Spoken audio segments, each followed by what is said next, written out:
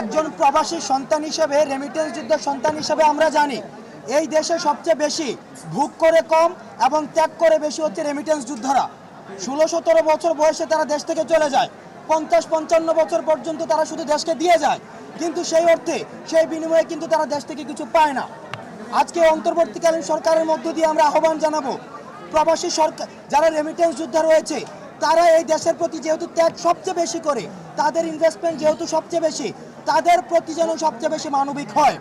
আমরা প্রবাসী ভাইদের থেকে খবর পেয়েছি বিভিন্ন দেশের কনসুলেটগুলোতে, অ্যাম্বাসিগুলোতে প্রবাসীদের প্রতি, রেমিটেন্স যোদ্ধাদের প্রতি অমানবিক আচরণ করা হয়, তৃতীয় শ্রেণীর নাগরিকের আচরণ করা হয়। এবং আমরা দেখেছি যে কনসুলেটগুলোতে লাল ফিতার দৌরাত্ম্য এবং অমানবিক আচরণগুলোকে বাংলাদেশ থেকে এক্সপোর্ট করে নিয়ে যাওয়া হয়েছে। আপনারা যারা অ্যাম্বাসিগুলোতে রয়েছেন, কনসুলেটগুলোতে রয়েছেন, আমরা আপনাদেরকে আহ্বান জানাচ্ছি, এই প্রবাসীদের আয়ের উপরে ভিত্তি করে বাংলাদেশের অর্থনীতি দাঁড়িয়ে রয়েছে।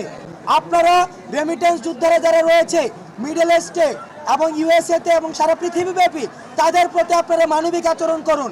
কারণ আজকে গণ অভ্যুত্থানে প্রবাসীরা যেই আমাদেরকে সমর্থন জানিয়েছে রেমিটেন্স শাটডাউনের মধ্য দিয়ে, সেটি একটি তাৎপর্যপূর্ণ ঘটনা। সুতরাং প্রবাসীদের অবদান অনস্বীকার্য।